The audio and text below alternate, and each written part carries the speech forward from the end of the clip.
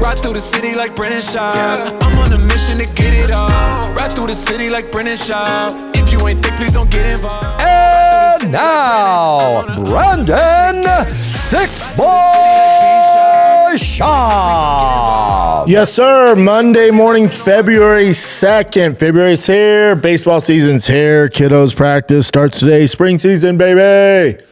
Fresh off the plane from New York City, Manhattan. Boy, the traffic's bad. That's an understatement. Traffic is bad. What was I doing out there? Well, glad you asked, Chin. Thank you. This was a wild one. So on Thursday, I got contacted by Thiccc team because they have the ring boxing award ceremony Friday in New York. And then on Saturday, it was Shakur Stevenson versus Teofimo Lopez. So his team called and said, hey, they had somebody, I guess, lined up to do like a roast, kind of like a roast opinion-based thing. And Max Kellerman's the host. And I guess he fell out. Something happened there. And they go, we're all big fans of yours. We'd love for you to come in. Do you think you put something together? And I'm like, maybe. And so they send me a list of everybody who's there. They highlight some people they think would be good to go after. And so I'm like, all right, pressure's on. And so they fly my manager Lex out, me, wifey, and I'm stressing because the list of names they gave me are people, I idolize. And, I'm not Tony Hinchcliffe. So, I'm not a roaster by nature. I can do my thing. But, so I said, here's the thing. On a 2-day notice, like when you see even Tony or when you see Nikki Glazer, I mean, the best of the best roasting, they have a whole team, man. And they're week of preparations. They have writers, like a whole team, man. So I said, listen, typically how this works, and they wanted me to do like 10, 15 minutes. I said, no one's going to do 15 minutes of straight up roasting. Like, I'm just going to go through and zing everybody in the crowd. They said, no, we know that. We want like your hot take on boxing and the state of boxing. And then if you can fit in some of the roasts or some of the, kind of zingers at them, do that. I said, all right, I like that. Because I'm definitely opinionated, especially when it comes to certain things. I said, I'm down for that. And so my anxiety was so high, though. It was so high. Because you're talking on the list, it was Usyk, Canelo, Terrence Crawford, Eddie Hearn, Steve Reno, who, if you're in the box space, you guys know him. Big names, dude. Big, people I look up to. Thiccc, His Excellency, he was down to get roasted. Frank Warren, Tyson Fury. I should have brought up the list for you guys. The boxing royalty. And here's the thing, dude. I'm like, all right. So we're like going through a walkthrough, and it's in this room. And it's not that big, maybe 100 people, 120 of just the movers and shakers in boxing, dude. And so there's like round tables, and then there's one long table. And at that long table, there's Thiccc here. And then it's Usyk, Canelo, Terrence Crawford, Eddie Hearn, Frank Warren, Fury's team, like all the big boys, man. And they're it's like the fucking Avengers of boxing is at this table right in front of me, and that's who they want me going after. I'm like, oh boy. So my anxiety was so high, man. I'll be completely frank with you guys. It was just because, like, you want to do really well. It's like such a big opportunity for me, and you want to do well. You want to do well, but I also don't want to piss them off either. Like there's some stuff I wrote where I ran past them, like, is this too hard in the paint? Like some deep dive, like personal stuff on Eddie Hearn and the rest of the guys, and it's ridiculous. It was ridiculous. Some of the stuff was ridiculous, and I ran it by him, and that's what's crazy about Thiccc is you gotta remember, he's not that old and has a crazy sense of humor, even though he's, basically royalty, crazy sense. He was like, dude, go even more. I'm like, really? Like, I didn't know that at all. Me neither. Awesome. Like, just a guy's like a normal freaking dude, just like a normal dude, man. I was so nervous. And so the way it went down, I've done corporate gigs before, right? It's not the best setting for this type of thing. Even though this wasn't like a stand-up gig, it kind of is like, oh, we want a hot take on this, on the current climate of boxing and this, and Zuffa and Eddie Hearn's here, right? And then throwing some zingers, right? So it's not your typical like corporate gig, but it also kind of is, but it's also not these, I've done corporate gigs before. The settings it's not set up for success. If you listen to any of the like big time comics that do these corporate gigs, they're like an afterthought. The acoustics isn't great. The people are there not to see stand up or laugh. So I knew it was going to be a little awkward. So Max Kellerman's the host, and I started with roasting him. I was like, all right, he's going to be there. He'll be on stage.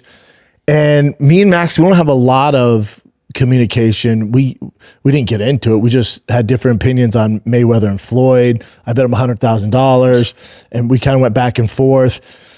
I'm a huge fan of Max Kellerman.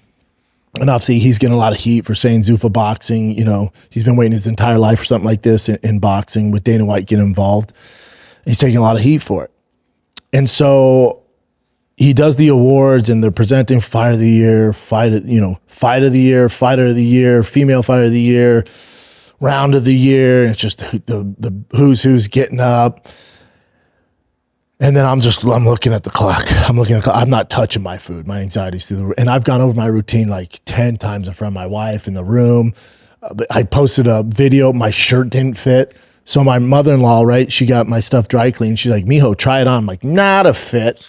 And my arms have gotten bigger, right? I'm in shape. And it was shorter, and I couldn't bend my arms. So I just cut the sleeves off. So I look like a Chippendale. So I was dealing with that.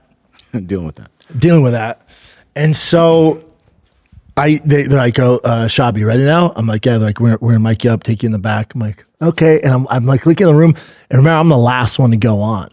So the room's already a little bit like, all right, man, and everyone wants to talk and see each other, right? And I'm like, here we go. This is what you signed up for, Bubba. So I go in the back, and Max Kellerman's there. And you have some assumptions about people in the space, right? People have assumptions about me that they've never met me, right? And whether they think I'm an asshole, whatever it is, whatever your assumption is, but we've never met. You're going to base your opinion on people, maybe off Instagram or what maybe some other people said, right? Or things you've seen on their show or media. I get all that. I'm just as guilty as that. So with Max, like, he probably doesn't like me. I bet he thinks I was talking shit during the Floyd Mayweather stuff. I get back there, and he's awesome.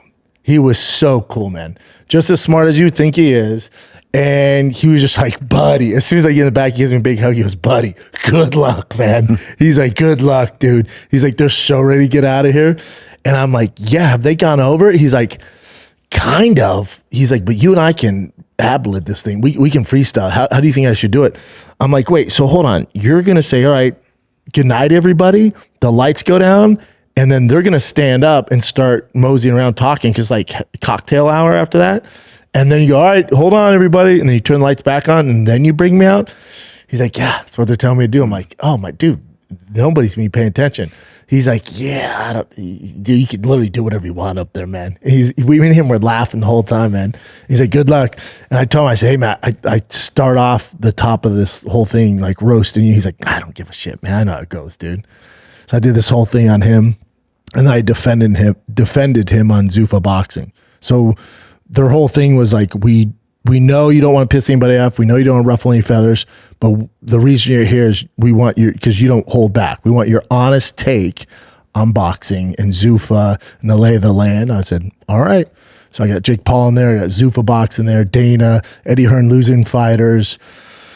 I asked Frank Warren if they didn't have Ozempic in UK, because Fury's looking so thick all the time. And it's just like, it was so fun. Everyone was cool. I defend Max Kellerman. and it was awesome. It was awesome, man. It was awesome. I wasn't planning to stay for the fights. I wanted to get back and watch the UFC. And so I meet His Excellency, Thiccc Al-Sheikh, and he's like, man, so glad you're here. Thank you so much for doing this on short notice. We can't thank you enough. I'm so glad you're coming to the fights tomorrow. And I was like, yeah. And then his team was like, well, you have to go now. Like, dude, he invited you to the fights. Like, I'm like, it'd be disrespectful if I didn't. Huh? They're like, kind of, we'll change your flights. All right, kids, let's take a little break here. Then we get right back in the Real Housewives of the UFC because Super Bowl 60 is here. And it deserves a sports book built for that moment. That's where my friends at DraftKings Sportsbook come into play here. An official sports betting partner of Super Bowl 60 puts you right in the center of the biggest game of the year. And when anything can happen during the Super Bowl, DraftKings has your back with early exit. If a player goes down in the first half, you still get paid out in cash. Immediately once your bet settles, no bonus bets, no waiting. New to DraftKings, new customers can bet $5 and get 300 bonus bets if your bet wins. Listen, the Super Bowl was actually won in the NFC Championship. I thought the winner of the Rams versus Seattle was going to win the Super Bowl. I don't think New England's that good. I think Seattle gets it done. All right, download the DraftKings Sportsbook app now. Use the code SCHAUB. That's code SCHAUB to turn $5 into 300 in bonus bets if your bet wins in partnership with DraftKings. The crown is yours. Gambling problem? Call 1-800-GAMBLER. New York, call 877-8-HOPE-NY or text HOPE-NY. Connecticut, call 888-789-7777 or visit ccpg.org. On behalf of Boot Hill Casino in Kansas, wager tax pass-through may apply in Illinois. 21 and over in most states. Void in Ontario. Restrictions apply. Bet must win to receive bonus bets which expire in 7 days. Minimum odds required. For additional terms and responsible gaming resources, see dkng.co/audio. Limited time offer. I've worked for everyone. I've been super fortunate. I've worked for CBS, Showtime, Comedy Central, HBO. I mean, big boys. NBC, Universal, Fox Sports, ESPN. I've worked for everybody, dude. I've done big fights, the Logan Paul, Floyd, Connor, Floyd. I've worked big events where, you know, it's the who's who is there. No one took better care of me than Thiccc Al-Sheikh and his team. Ever, with any business I've ever worked for. Ever. I'm talking stuff I didn't even think about. I'd be like, boom, done. I didn't have to say anything. The hotel was insane, especially in New York. And I go to put down my credit card in the hotel. Just, you know, they flew me out there, paid me a fee, right? Just was short notice, paid me a handsome fee, which by no means are they getting their money back. They sure as hell didn't make that money back on any sales or views. And at the hotel, like, I go to put my credit card down, like, His Excellency took care of everything. We don't need your credit card, whatever. And I go, okay. And they go, also, the hotel I was at, the Mark, the restaurant connect to is a Michelin star hotel. And they go, he's taking care of everything. You don't need to go anywhere. Like, you have your own car, meaning I have my own driver 24/7. Wild. You have your driver 24. I didn't ask for any of this. You have your own driver. Food wise, order as much food as you want 24/7 from that restaurant. They're on call for you. It was wild, dude. Wild. Absolutely insane. And so we go to the fights the next night, and they give us our tickets. I've never been in. I worked Madison Square Garden. I'm sorry, I have been there. I worked Madison Square Garden when Fedor and Mitrione fought. So I've been there.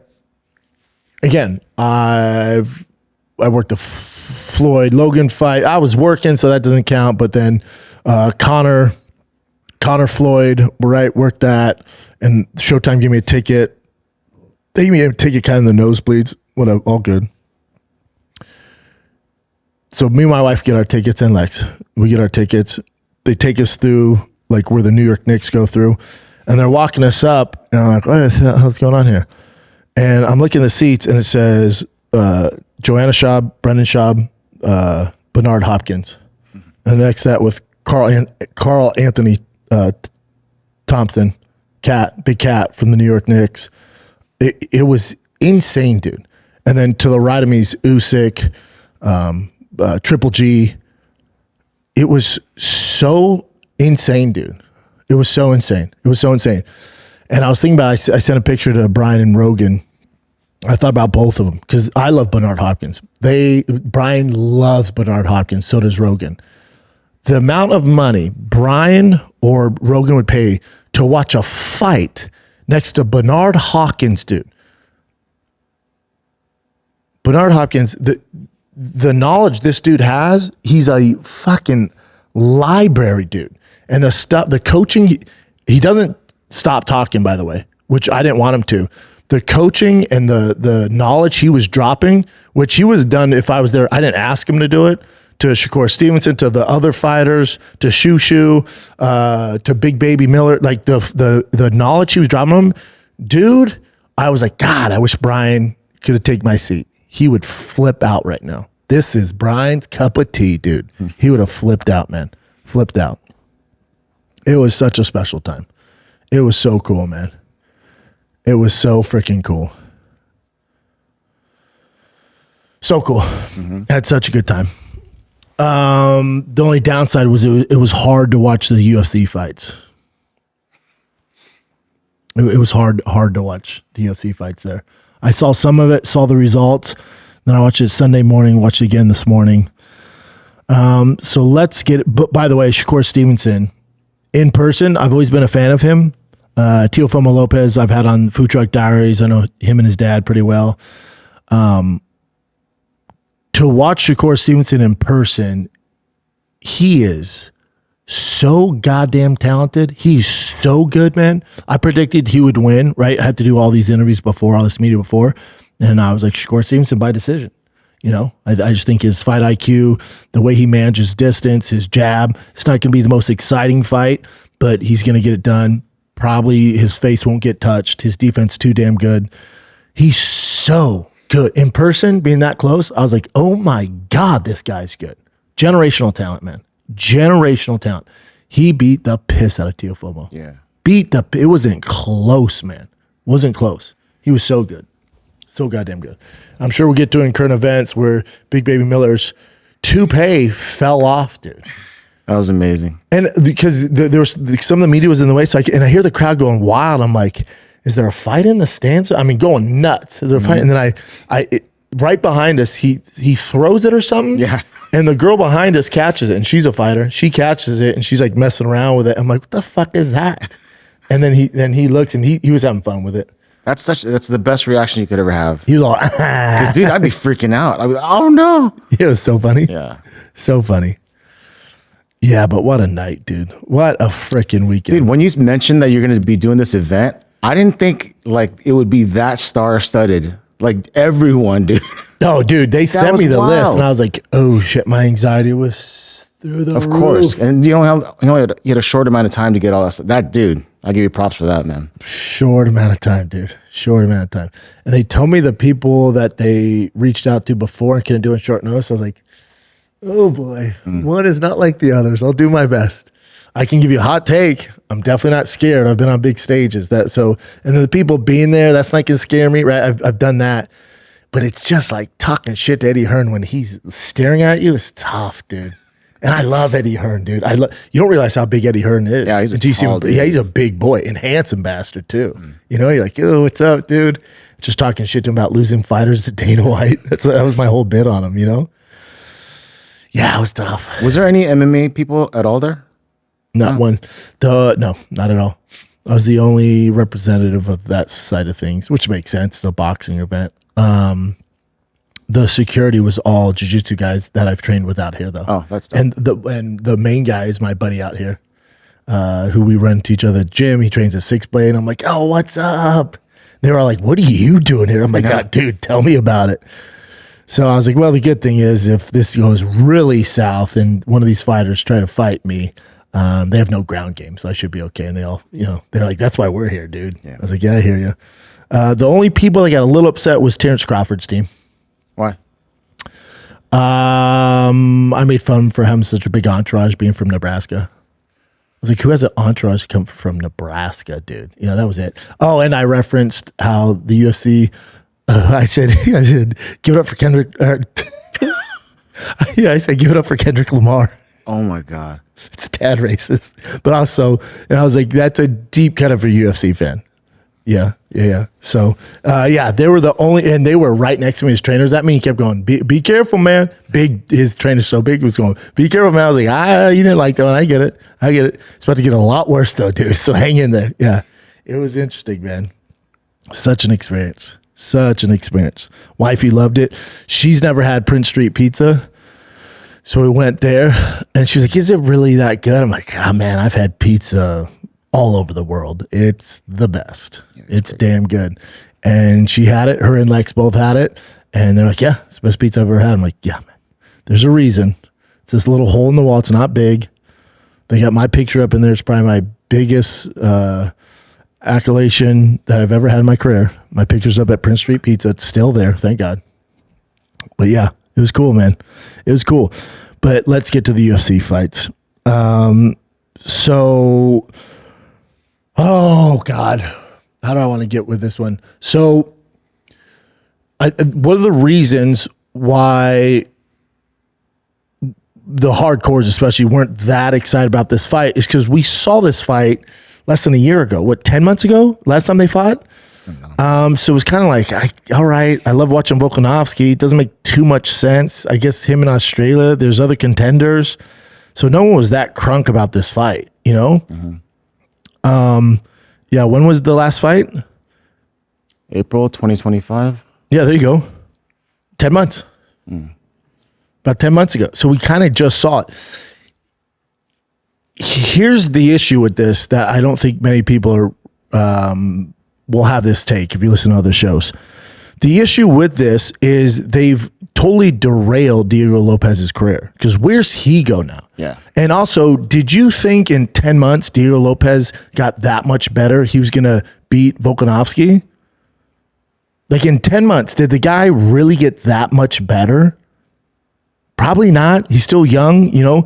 He's got maybe a little better. Did he get better to outpoint the great Volkanovski? No. So if you're a Diego Lopez fan, the only way, now he's lost twice to him. Not only did he lose twice, but he got beat worse this time. On the scorecard, it's actually worse, 50-45, 49-46 for two judges. But it was actually a worse kind of performance.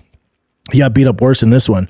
So when you lose basically 10 rounds to the champ, oh, buddy, he could go on a 3-fight win streak and you're never fighting Volkanovski again. So the only way Diego Lopez can get to the next level in his career, which I think he beats most guys, just will never beat Volkanovski. The only way Diego Lopez ever becomes a champ, ever gets to the next level, is when Volkanovski retires. When Father Time beats Volkanovski. That ain't happening anytime soon. It's definitely not soon enough for Diego Lopez to beat him. The other issue I have with it is if you're Diego Lopez's team and you watch the first fight and you go, okay, well, we clipped him that one time. Hopefully we can do it again. Our thing isn't cutting off the octagon. We can't cut it. It's just not what we, for whatever reason, they just decide that's not our thing. We don't cut off the octagon. And against a guy like Volkanovski, who's going to control the distance. So our game plan and our skill set is we don't cut anybody off. Okay.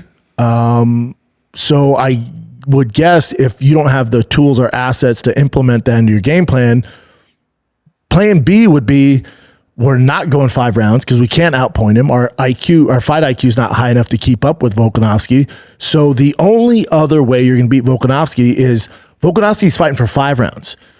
Lopez team should go, hey, we're sure as fuck not going to beat him decision. It's not happening. The only way we can do it is by getting him out of there. We got to blitz for 2 rounds. He's fighting a 5-round fight. We're going to fight a 2-round fight, meaning we're on the gas for 2 rounds. If Volkanovski can withstand that freaking Diego Lopez storm for 2 rounds, he's the better man. We're going to lose anyway. We have no choice but to go fucking all gas, no brakes, drive fast, all gas for 2 freaking rounds. And if that doesn't work out, so be it. We lost. But they didn't do that. They did exactly what they did 10 months ago. And the same exact thing happened. It was an exciting fight. He just got outclassed. He can't keep up skill-wise. His IQ's not good enough to cut off the octagon. So this is what you get. 5 more rounds of him getting outclassed. Congrats. Now you go back to the queue. you're never getting another title shot against Volkanovski. You have to pray to God Volkanovski only fights 1 or 2 more times so you can kind of restart your career and get to the top. Until he leaves, you're never fighting for a title. It fucked the young guy. Fucked him. It made no sense in any capacity. It made no sense. This fight made no sense. I'll take it. It's another feather in cap for Volkanovski. He's still damn good. So what do you do if you're Volkanovski? What do you do? Well, I sit back, I look at Volkanovski, I look at the contenders in the division, right? You got Murphy, LeBron. British's own. You got Murphy, Lerone Murphy. And you got the number 1, Movsar Evloev, right? Yeah. Movsar, his fighting style, I know you guys are, but he's number 1, and this is how it should work. It's just with his, we can't afford to have his boring style. I know. If it's other sports, it would make sense. The number 1 guy fights the champ. You can't have it. And I actually don't think he beats Volkanovski, but I also don't really want to see it. I know that might be controversial. Do either one of those guys excite you? Does anyone go, I have to see Movsar versus Volkanovski? Oh, I have to.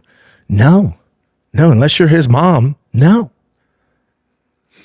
With Lerone Murphy, people crying he should get a title shot. Should he? Does he deserve it? Yeah, he beat Aaron Pico. Hold on. You think he deserves a title shot after beating a debut fighter in the UFC? Yeah, but Aaron Pico and Bellator, he beat Bellator guys. Now, I love Aaron Pico. You guys know this. But in the UFC, he's 0-1. We don't know how it's going to pan out for him. What if he goes 0-3? What if he goes 0-4 and gets cut? What if he's like Patchy Mix and just absolutely shits the bed? I don't know if you guys know this or not, but Patchy Mix ain't in the UFC anymore. Remember when you guys were crying to me how can he say the UFC is the only fighter, the only organization in town, and Bellator doesn't count, PFL doesn't count? Because it doesn't. It's not, you're not fighting high-level guys. Now you can go, well, Patchy was in his prime. It doesn't fucking matter. He's still not fighting in the UFC. He's not fighting the biggest organization in the world where there's nerves, where you're walking through fucking fire to get through the top 15. Fuck the top 5. Bellator has maybe 3 quality fighters in most lightweight divisions. Maybe 3. Outside that, it ain't shit. The UFC is stacked. There's guys not even in the top 15 that will fuck the Bellator guys up. This narrative that, well, these other leagues like One Championship, Bellator, and PFL can hang with UFC. Where's the evidence? Who has it ever worked out for? Ever? Tell me. Chandler, love him to death. Doesn't have a winning record in the UFC. Who else? Sergio Pettis got cut from the UFC, then did some shit in Bellator. Who else, dude? Aaron Pico's 0-1. It hasn't worked out for a ton of guys. We got to quit making the excuses. So I say all this because when people are crying about Lerone Murphy getting a title shot because he knocked off a debut fighter from Bellator, go to his record, his strength of schedule.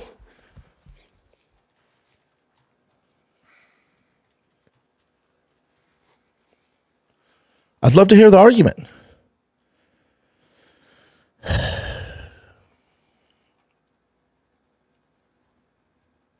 So he's undefeated. He beat Edson Barboza in a decision. You know how old Barboza is? You know how long the fucking tooth is? Dan Ige, okay. Josh Emmett, decision. Barboza, Ige, Emmett, it's good. It's good. But Aaron Pico, I mean, it was a fun performance. He knocked him out. But do you keep that same energy if Aaron Pico goes 0-3 in his next 2? To give him a total record of 0-3 in the UFC? So I say all this because for Volkanovski, he's the only one kind of championing these 2. Nobody else is. And the UFC sure as fuck is it. Go to Movsar's, 's, record. Look at his resume.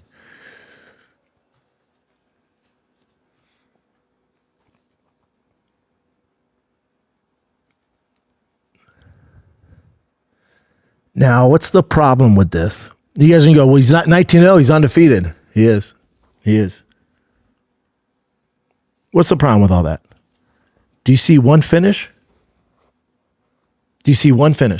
So do you think the UFC wants Mosarv to wrestle Volkanovski, which I think you'd have his hands full, but let's say he did. Let's say he beat him by decision, clearly. You want that as your champion? In this Paramount era?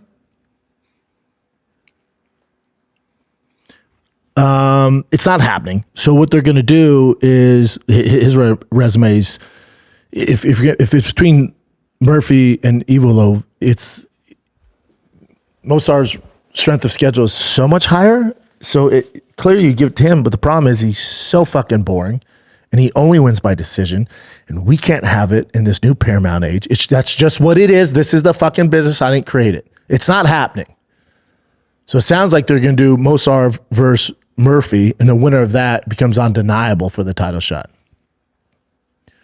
Probably do it in England, yeah? But still, let's say Mosarv wins that fight, which I think he would, against Murphy. And he's 20-0.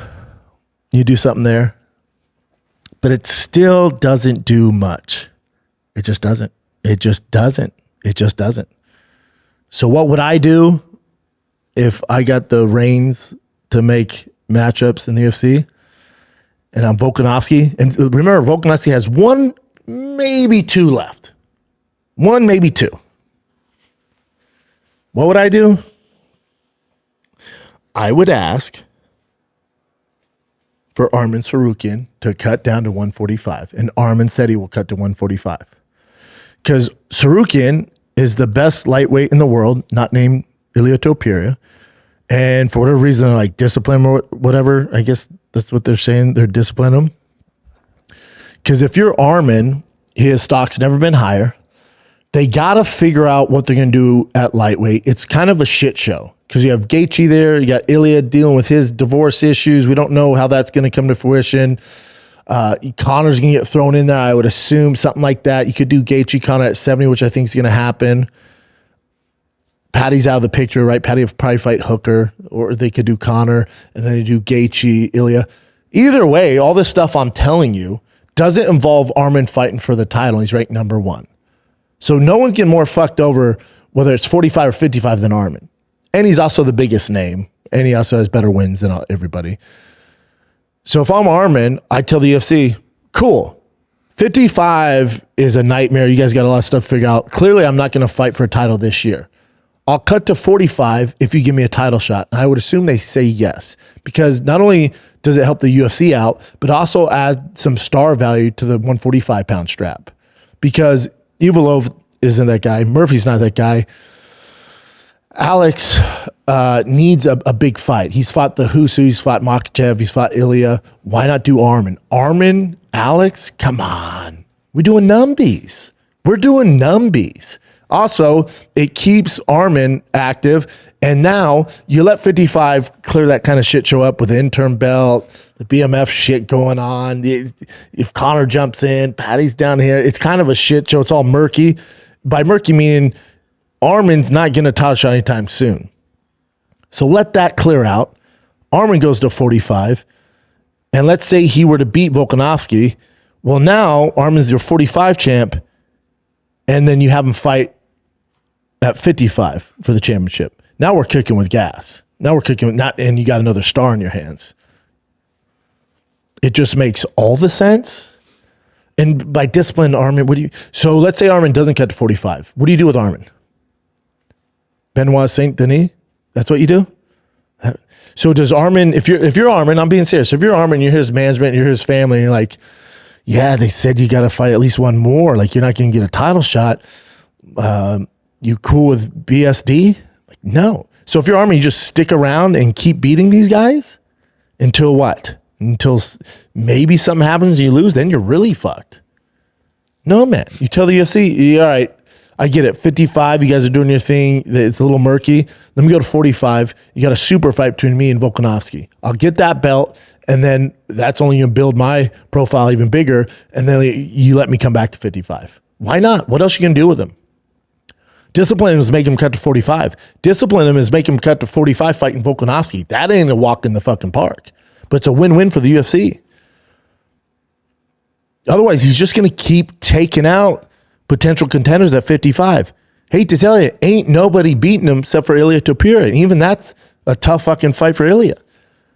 So you're not disciplining the guy. He's getting paid. And he's just going to keep out taking contenders. The next kind of done. So you just have this, basically, I hate this term, gatekeeper at 55, destroying the division, which instead of disciplining Armin and have him destroying these guys that could eventually fight for titles, he's just taking them out. They're not going to beat him. It's not happening. So remove that from the equation. Have him fight at 45. Have him fight Volkanovski. It's a big fight for Volk. If he loses, he retires. If he wins, it just builds him even fucking bigger. For Armin, if he loses, cool, man. 45 sucked. I'm really a 55er. Give me fucking Benoit Saint Denis anyway. I'll beat him, and I'm right back in there. I still haven't lost it, in a hot second at 55. It's a win-win for everybody, except for Mosar or Murphy, which that is what it is. It's the business. We're trying to do numbies, not trying to please everybody. That's the business. That's what I would do.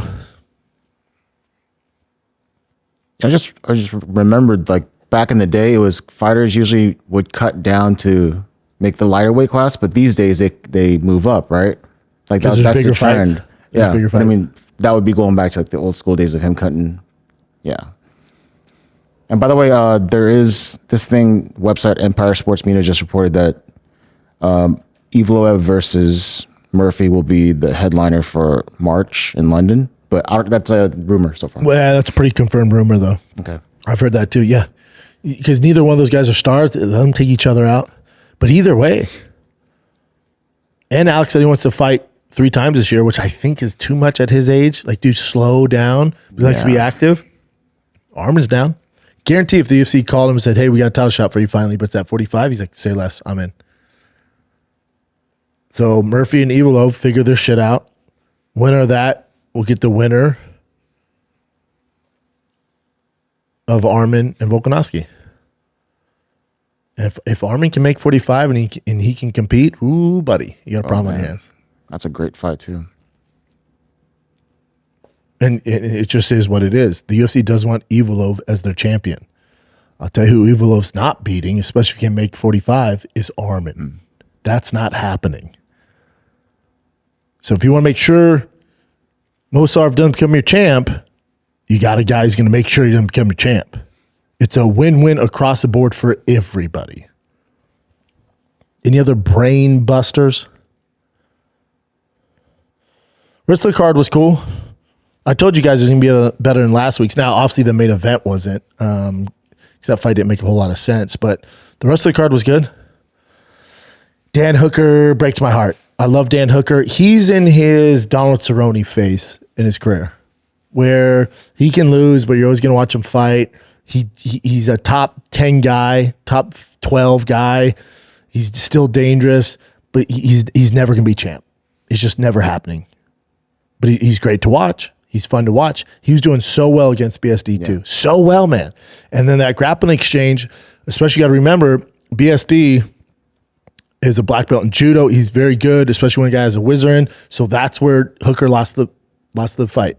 He's doing so well, made one mistake, boom, BSD flips him, just transitions right to mount, and then the ground and pound was fucking filthy. Filthy. But Hooker, you wouldn't say Hooker got dominated. He belongs in there with those guys. Look what he did to Gamrot. Like his takedown defense. I love his takedown defense because, and it's very rare. The last time I saw this, Travis Brown did a little bit of this, not threatening a submission, but he did it with elbows, where instead of just whizzing in and they're hard to take down like a Jose Aldo or something like that, where their takedown defense is offensive for them. So for Hooker, you're going to shoot in, cool. You're going to get my hips, you're going to get my legs, but I'm going to fuck up your neck. I'm going to threaten a submission every single time. I loved it. I loved that for him. And you can see why Gamrot struggled with him. Gamrot's damn good. That's why he beat Gamrot, you know? Yeah, last time we really saw it was, if you remember, Travis Brown, where Josh Barnett or Gonzaga, they'd shoot in and they get so deep in there, and he would give it to him because he had the cage and would just wail away with elbows. Where most guys are whizzing in, trying to hand fight, pushing down the head, getting the hips back, circling away. These guys use offense. I love it. I wish more guys did it. For BSD, he's supposed to be the man, right? And then the Poirier fight happened, and then he's been on a fucking run since then. I don't think he'll ever be champ. I think, the way he lunges in with his chin up, to try and get those takedowns, I think it's going to be problematic for him eventually, especially at the higher level. Yeah, he was doing constant pressure, nonstop forward. It's going to be a problem with the right guy. Like Shuriken mops the floor with him. Good for him. 4 in a row, man. After 2 fight losing streak. Yep. And this is what was frustrating about the Hoofy and Fiziev fight. Clearly, what makes Hoofy special is his striking. He reminds me so much of Conor McGregor. The wide shoulders, the stance, the long range, just straight punches. He's so dangerous on the feet. His ground game, terrible. And Fiziev was like, nope, I'm gonna make this a striking match. I don't even know if he had a takedown attempt. They might have credited him with 1, but what are you doing, dude? Fiziev, we got to win, Bubba. You're just going to strike with Hoofy? It's the only way he can win. His biggest weakness is the ground game. You learn that with BSD. His ground game's trash. Again, there's a ceiling on that too. Especially in that division. There's a ceiling on it. We'll never be champ. Unless these guys, Armin, all the boys are like, nope, we're just going to keep on our feet because we have egos. We're not going to use our strengths. It's going to be tough for him to get a belt. Very tough. If you don't have grappling at 55, you're so fucked. And for Fiziev, again, look great. Switch that first round. Cut. Dude, Diego Lopez needs to go to Fiziev's camp and learn how to cut off the fucking cage. It's so simple, dude. Fucking learn it, man. Otherwise, you're never going to be shit. Fiziev did such a good job of that, but didn't incorporate takedowns. So now you're in a striking match with a guy who hits way harder, has way better accuracy, and that's what happened. He was doing well, though. He's doing well. Teixeira and Tai Tuivasa. Hey, man. Do we not have fucking treadmills? Do we not have streets you can run and get some goddamn cardio in? Nothing grinds my gears more than when I watch a heavyweight fight and they have zero cardio. Love Tai Tuivasa. I think he's lost 6 in a row now. Here's the kicker. This is how bad the heavyweight division is. Listen to this shit. The heavyweight division is so bad now. Tai Tuivasa hasn't won a fight since 2022. He's still ranked in the top 15. He's 0 for his last 6, and he's ranked in the fucking top 12. What are we doing? The heavyweight division is in shambles.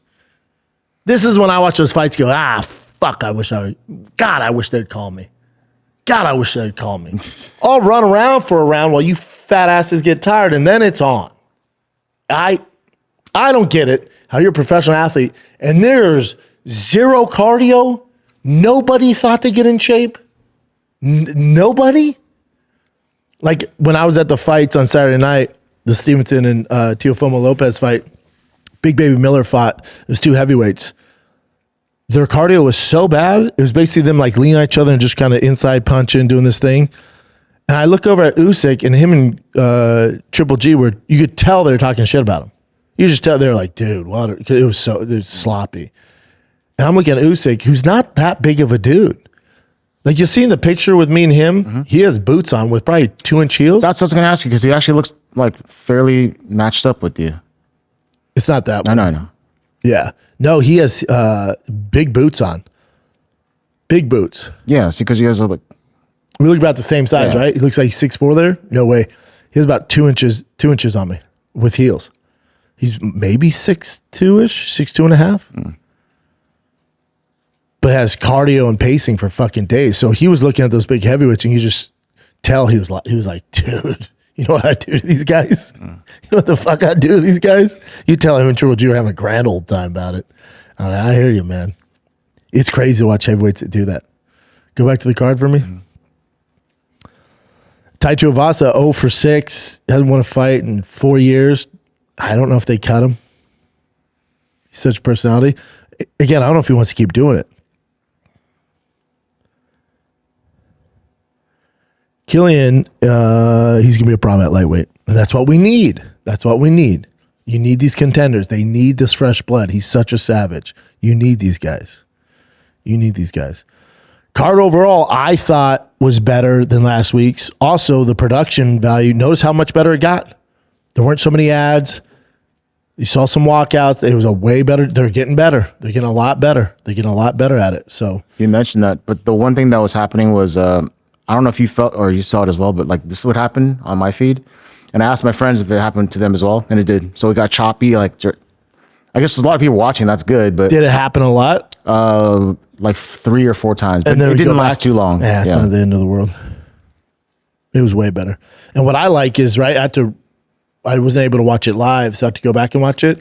The Paramount app is so much better than ESPN's app. It's so much better. ESPN sucks. I can just click on it, and it literally goes UFC, whatever, is 325, and then you can click on it, and then you can pick the fight. And watch live or not yet? Boom. From the beginning, or you want to watch live? I just went boom, boom. I went to all of them. It was fucking awesome. Yeah, they're crushing it, man. Crushing it. So much better. Dude, ESPN absolutely sucked. So much better. But yeah, and you got a fight night this Saturday. So these boys are cooking, man. They're back to it.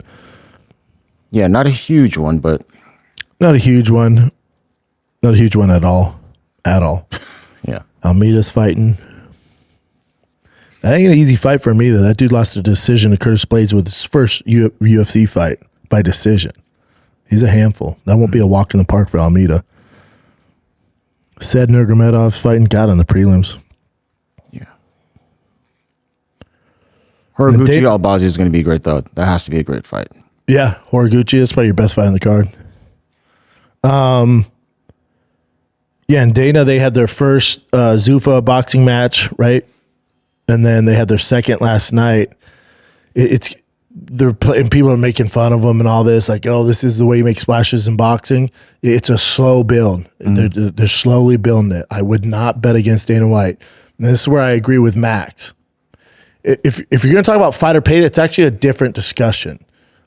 My whole thing, why I think Dana and Zuffa is good for boxing, is because where boxing's headed now, it's still all over.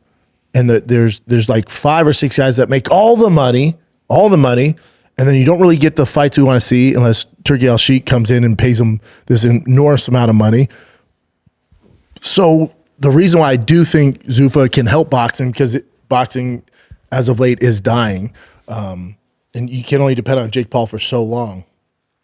But for the longevity of boxing, you need some sort of structure. You need some sort of business structure, marketing business plan that's going to maintain the integrity of boxing and establish order, so the younger generation who aren't falling in love with boxing unless it's Jake Paul, they're not watching Stevenson and Teofimo Lopez, these young kids, right? So you need to establish some sort of regular fight nights, boxing nights, and that's what Dana's going to do. Now, you guys are going to argue, well, yeah, then he's going to take down the pay and stuff. Well, let's talk about the pay. So right now, a lot of the issue is because Turki Al-Sheikh's coming in, he's paying these guys these enormous amount of money. These guys think that's their value, but nobody's making money except the top 4 or 5 boxers. They're making more money than God. But the promotions, the people that own these promotions and these events aren't making it. They're not getting their money back on that. So Dana's going to come in and kind of settle that down, where they're still going to make good money, but they're not making $100 million a fight. Like, that's insane. You can't run a business like that. It doesn't make sense. So Dana's going to come in, he's actually going to establish order and regularity and create a business model so boxing grows. And you have it on Netflix, you have it on Paramount. Because right now, you basically, in America, we only have it on DAZN. So that's why I think it's a good thing, man. I really do. I know the boxing world gets upset at that. Clearly, Dana and Zuffa figured something out with MMA. We're the only ones left. They're the only ones turning a profit. Everybody else, listen to me very carefully. Everybody else who's ever ran an MMA organization has never made a profit. Listen to me right now. In the history of mixed martial arts, no organization has ever made a profit. The UFC makes billions of dollars. Yeah, because they don't pay the fighters. Whatever the fuck it is, they're the only combat sports organization in the history of combat sports to make money. Him getting involved in boxing is a good thing. If you want to talk about fight pay, that's a different discussion. I'm talking about for the longevity and to grow the sport and actually make stars and get people to tune in and care about the boxers. There's nobody better. Oh, you're a bootlicker. Okay, sure. But history will show there's only one guy that's ever figured it out in the history of combat sports. Ever. And that guy's focused on boxing now. How do you think it's going to go? You don't think he's going to bring back Sunday night fights and shit like that? Because right now, for the younger generation, they're looking up to Jake Paul. Here's the problem. Again, love Jake, friend of mine. Here's the problem with that. Jake Paul hasn't boxed long enough to be the face of boxing for the younger generation. So if the younger generation only cares about when Jake Paul fights, which who knows how many he has left, they're going to watch it, and the younger generation is going to mimic that style. What's his style? Bad footwork, bad cardio. It's not his fault. He hasn't been boxing that long. Wouldn't you rather them have tons of stars to watch and mimic, like Shakur Stevenson? Wouldn't you rather have them look up to a kid like that who can box his fucking ass off, who has talent for days, who's a legit boxer, Olympic pedigree, has been boxing since he was like fucking 6. These are the stories we need to tell. These are the stars we need the younger generation to look up to. That's what you need. You know how much bigger these guys, even currently, Canelo, different story, but like an Usyk, some of these other guys, if you had the UFC's marketing machine behind some of these guys, you know how much bigger stars they would be? They'd be massive, massive. That's why I think it's good. Yeah, but the monopoly, shut it. That's a different discussion. I'm just talking as far as what's good for boxing. Because let's say Dana didn't get involved. Okay, what's the plan? Go. Love to hear it. What's the plan? You're just going to rely on Turkey Al-Sheikh paying up the wazoo to the fights you want to see? Until then, what? And then where's the TV right deals in America? Then what? What are you guys going to do?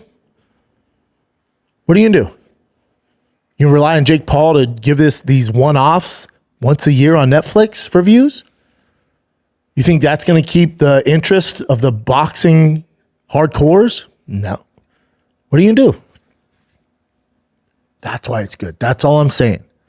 For the health and the growth of boxing, there couldn't be a better guy for the job. That's it.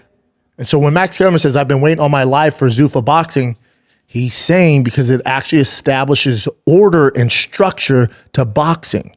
When you have all these promoters, you're not getting the fights you want to see for a variety of reasons. And when you do, it's too late and there's no consistency. And this guy fights maybe once a year. This guy maybe takes 2 years off. No. All that shit stops when you get a king to run this shit. When you get somebody who looks at it like a business and you get consistency. And now those fighters, all right, maybe you're not making $50 million a fight, but you're fighting 3 times a year. And it's on CBS. It's on Paramount. It's on Netflix. So maybe you're not getting that one huge payday and then going away and then retiring, coming out of retirement. It's a shit show. That's all I'm saying. That's why he's good for boxing.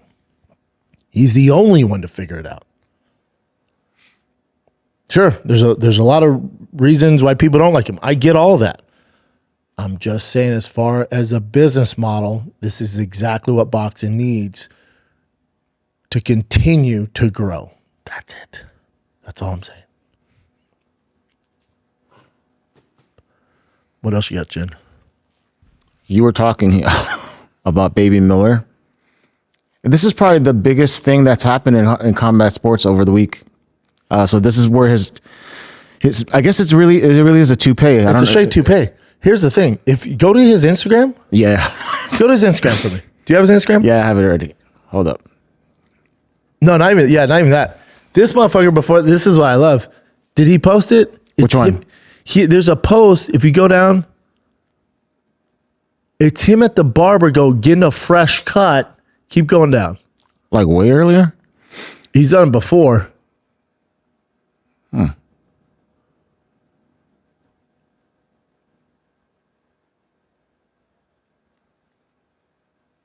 I don't see anything. It's one of those. But he posted, he's at the barber getting a fresh cut. Fresh cut my ass. Also, dude, just shave your head. It's easy to say. But I mean, he has a good head. That's what I'm saying. Like, black dudes look awesome with bald heads. He would look awesome. Yeah. But my thing is, you're going into a boxing match with a toupee. Hey, of course it's gonna fly off. Maybe he's done it in sparring and it didn't. But he probably has headgear on, so it's probably fucking holding the thing down. Yeah. But of course it's gonna fly off. But I mean, Dude, I told you in the crowd, like, because the fight was not that exciting. They were just like so tired and they were just clinching and trying to knock each other out. It goes decision. Look at it starting to pop off. Yeah. But hey, bud, of course that thing flies off.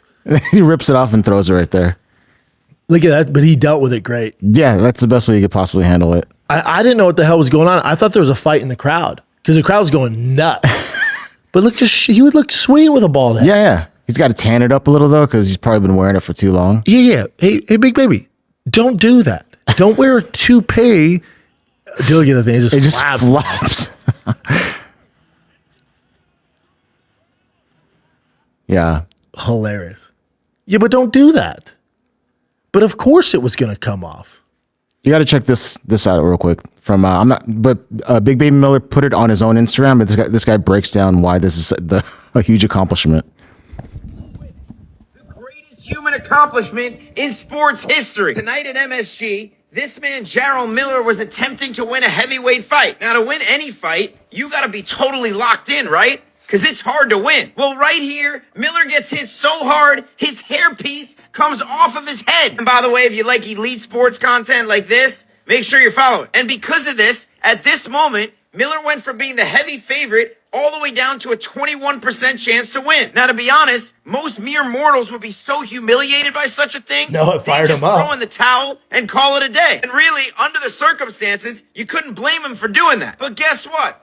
That is not at all what this man's about. Because bro ain't gonna quit that easy. And what does this man do? He removes his hairpiece completely from his head. And like a conquering hero, he tosses it into the crowd. That is literally one of the most epic things I've ever seen in sports. And if you don't believe me, here's the fan holding his toupee. But wait, I'm not done. Because it gets even better. Because with no shame whatsoever, not only does this man continue the fight without his hair, he then would do the impossible. He would end up coming back to win as well. So this man gets humiliated in front of the entire world at the Mecca, and instead of crying about it, he decides to fight and comes back to win. If this doesn't teach you about overcoming adversity, nothing will. This might be the single greatest thing I've ever seen in sports.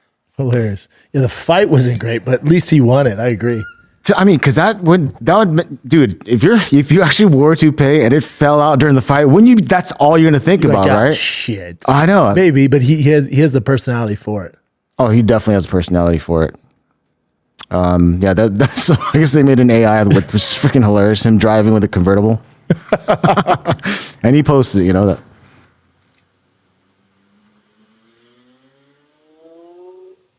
Yeah, that's great. Yeah.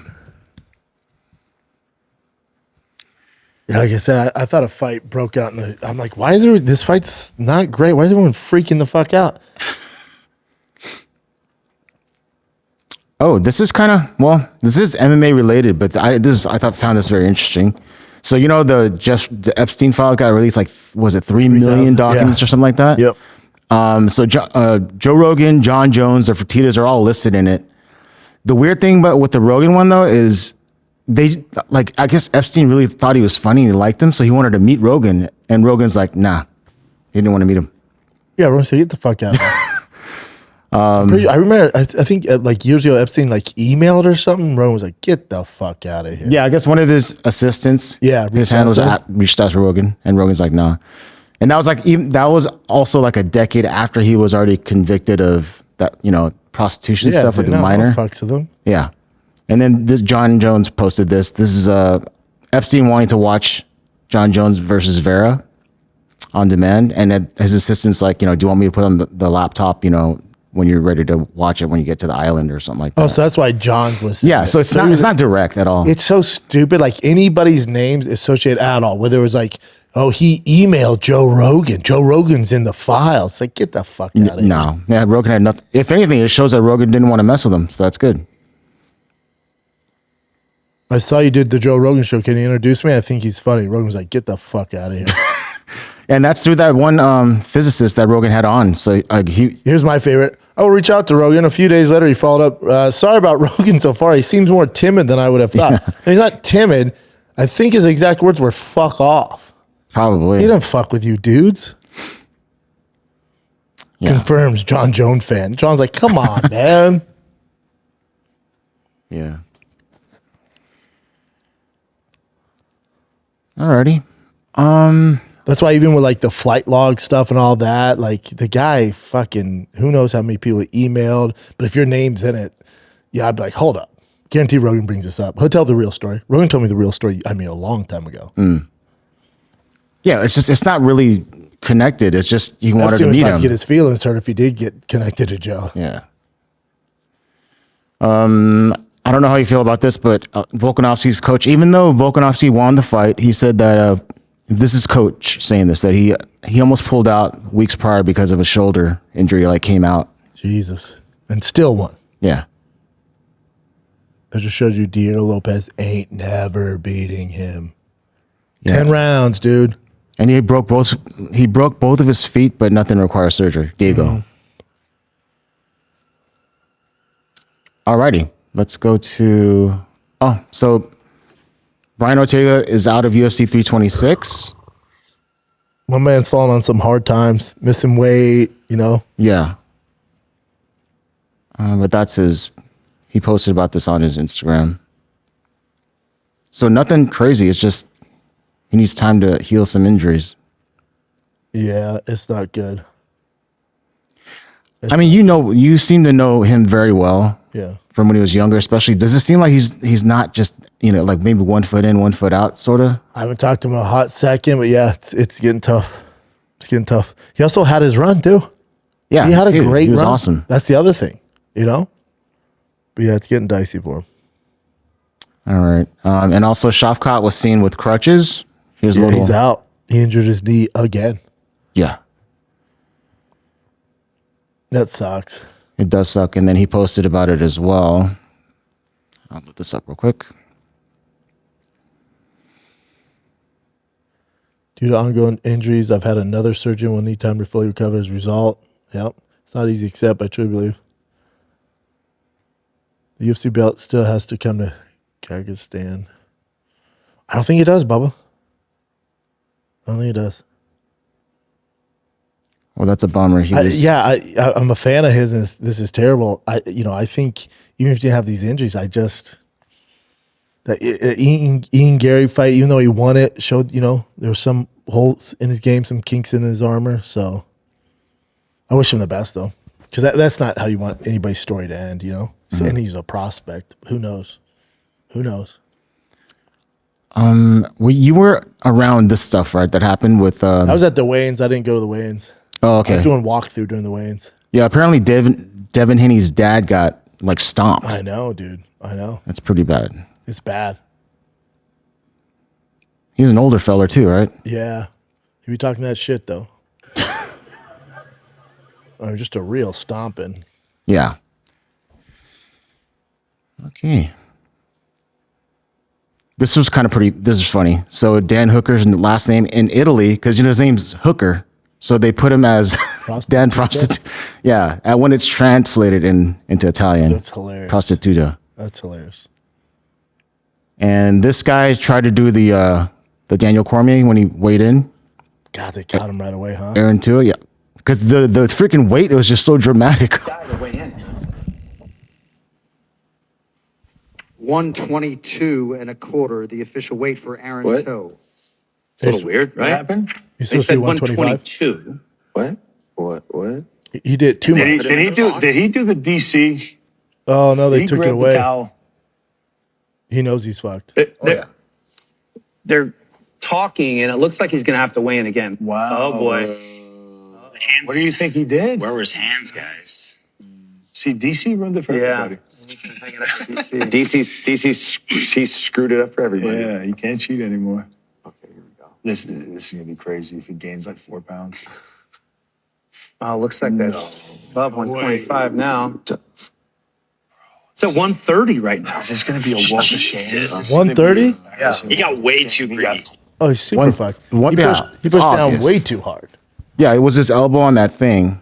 Yeah, so it lightens you. Yeah, but you got to do it to a certain, just a tad bit. Yeah, he did 128 pounds, bud? 122. Oh, he's fucked. Yeah, they called off the fight, obviously. Yeah, he's screwed. Shoot or shoot. Yeah. Where's that face tattoo? Let's take a little break here and we'll jump right back into the show. Listen, when I started this podcast, it seemed like I had to figure it all out on my own. This is back in the day. You're talking 15 years ago. Scripts, setups, filming schedule, logos, the studio. It was super overwhelming. And every day seemed to introduce a new decision that needed an answer. And when you're starting off with something new, it seems like your to-do list keeps growing every freaking day with new tasks. And that list can easily begin to overrun your life. Finding the right tool that not only helps you out, but simplifies everything, less anxiety, less stress is such a game changer. For millions of businesses, that tool is Shopify. Cha-ching! Shopify is the commerce platform behind millions of businesses around the world and 10% of all e-commerce in the U.S. from household names like Drive Fast All Gas. All sorts of businesses are on Shopify. All right, we got you guys. Start your business today with the industry's best business partner, Shopify, and start hearing cha-ching. Sign up for your $1 per month trial today at shopify.com/Schaub, all lowercase, S-C-H-A-B, all lowercase. Go to shopify.com/Schaub, all lowercase. Shopify.com/Schaub, all lowercase. Cha-ching. We back. Breaking news. UFC Fight Night main card in London. Mosarv versus Lerone Murphy is your main event. Makes sense. One of them's got to go. They're going to figure it out. This just makes more sense why Arman should fight Volkanovski, especially if he wants 3 fights this year, which I think he should only do 2. But if he wants 3, this just pushes more of the narrative for Arman to cut down, baby. Luke Riley, Michael Aswell, Michael Venom Page, Sam Patterson. Not what I wanted for Venom Page. Somebody get knocked out. That's a fun one. Sam Patterson's must-see TV, so I get it why they're doing it. Roman versus Christian Leroy Duncan's a fun one. It's good. It's good. It's a fight night.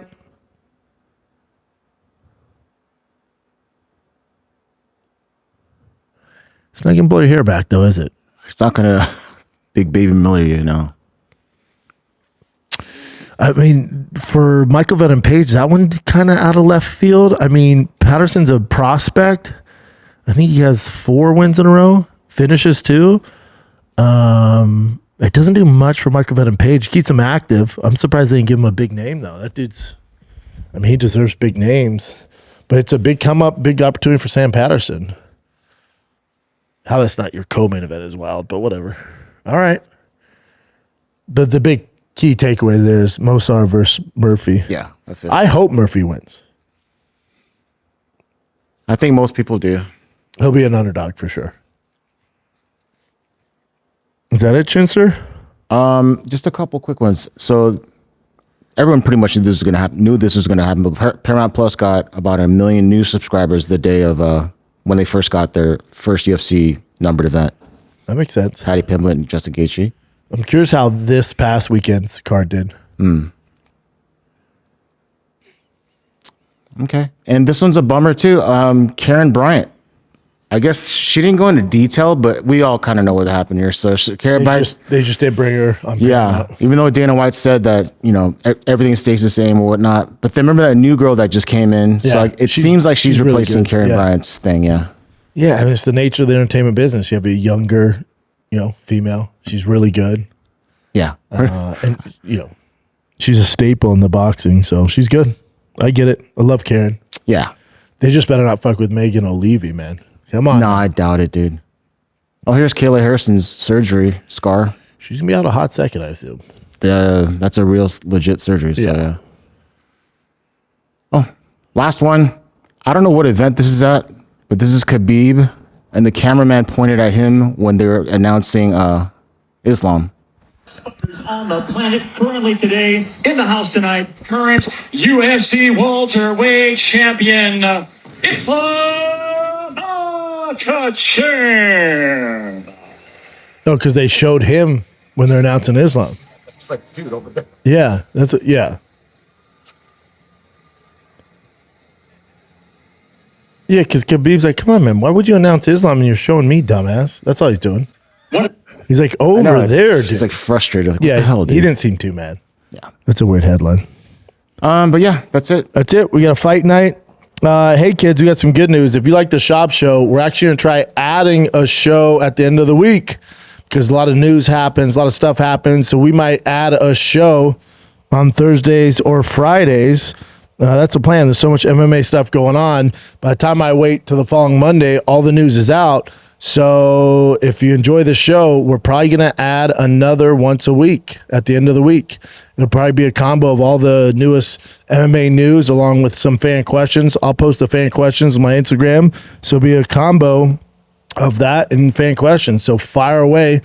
Stay tuned for that on my Instagram. But yeah, that's the plan, man. With all this MMA news, boxing news, we got to add a show, baby. So that's probably the plan. All right, kids? So hope you guys tune in. But look for one this week, man. That's it. Thank you guys for watching. Be nice to each other. I'm out, man.